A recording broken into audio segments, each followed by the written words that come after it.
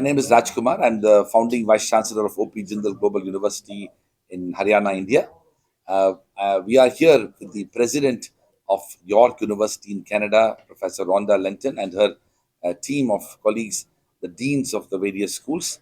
The purpose of our visit to Chennai is to essentially uh, bring in a stronger imagination for Canadian higher education in India and to also promote the role and responsibilities of higher education and to what extent York University can contribute to fulfilling the aspirations of students in the state of Tamil Nadu, but also beyond. We have signed the memorandum of understanding with York University, O.P. Jindal Global University, and York University. We had this relationship for the last 10 years, and now we have expanded it to building a university wide relationship. The purpose of York University's visit is to expand and deepen that engagement further.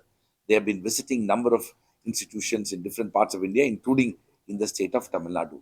Now I request President Rhonda Lenton to share a few perspectives. Yeah, so as I mentioned before, we are very committed, core to our academic plan, to globalization, understanding the imperative of working with other universities in other countries, especially like-minded countries, where we can ensure that we are continuing to cultivate the talent that is needed and that we can partner and collaborate and act as conveners across sectors, across countries in responding to and addressing the set of the poly crisis in terms of the variety of different kinds of challenges facing the world today. So we are absolutely here to work and to expand and to deepen our relationship with Jindal Global University, but also to learn more about the higher education system in India and to strengthen our collaborations and our partnerships with other universities inside of the variety of regions in India. Is the current strength of Indian students is 2,000? How many how many student strength will increase after this memorandum of understanding? So overall, right now, as I said, York University has about 10,000 international students. That represents about 18% of our student body, and our goal is to increase our percentage to 25%. But that's overall across the institution, not just necessarily, but we would apply that kind of percentage, that interest in that growth to individual universities as well. That's our goal. But besides the students part of this visit, one of the things that the York University is also doing is to look at research based collaborations, opportunities to work with researchers and even fund research that can advance and address big issues of our time.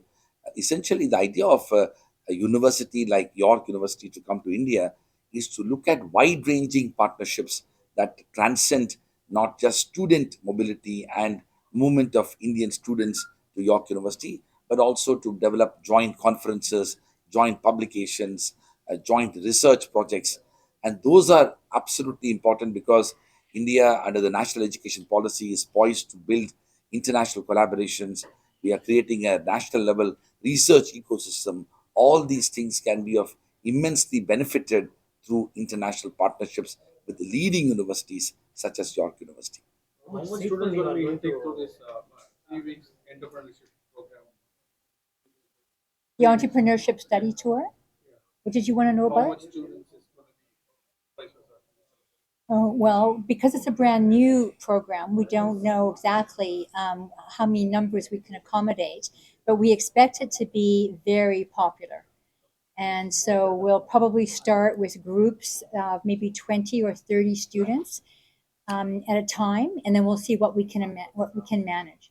I just want to reinforce a point, though, that was made by Vice Chancellor uh, Raj Kumar, that although of course we do and we benefit from having international students join the university, a number of our students can't afford to go and take advantage of an international opportunity. And so when you have international students on your campus, they meet those international students and they have an opportunity to interact.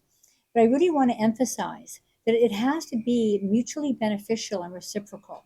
We want domestic students to go to other countries as well. And so when we are talking about working with Jindal, it's about how we can encourage our students to take advantage of that two-way collaboration. And not only through the physical, but even doing a globally networked learning course where a faculty member at each institution can do a course online.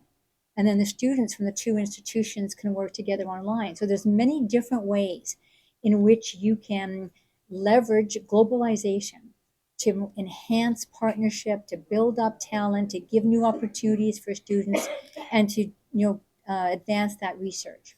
I also want to add. Said about the seed funds, how much you are going to provide? Well, again, these. So what we really wanted to do on this trip, when we started chatting about it, was let's build on what we already do, which is a lot, but let's do some new initiatives. So we haven't worked out all of the details yet. I would suspect that I would probably put aside somewhere in the vicinity of $1 million of seed funding. Yeah. But I'm sorry. Sorry, go ahead. But India also has established this national research fund. And so now there could be opportunities to match funding and support for different kinds of projects by universities, but also by governments. And similarly, the Canadian government has also put aside monies for quite a substantial amount of money for inter-country research collaboration, for example. There was a question about what ultimately we can gain out of this experience, especially in India.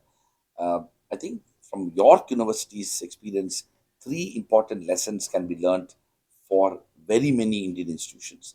One is that York University, at a relatively short span of time, in nearly 6 decades, has been able to build a 55,000 plus student community. In a country like India, where we need to provide education to a large number of students, York has ensured that both quality and quantity can be possible, which is something that is not necessarily obvious in many Indian institutions. If you look at our premium institutions, they're very, very small. Second, York is also an example of how to ensure that you can provide world class education and world class research. Teaching and research together happens at that level, and that's something that many Indian institutions can learn from their experience. And the third is York has also been able to bridge the gap between theory and practice by focusing on experiential learning and opportunities that will bridge that gap and provide opportunity for students outside the university applying their knowledge in industry and in other organizations. These three are so central to the vision of the national education policy, and that is why collaborating with York University is going to be immensely beneficial for many Indian institutions, besides it being an inspiring opportunity for Indian higher education system. Okay.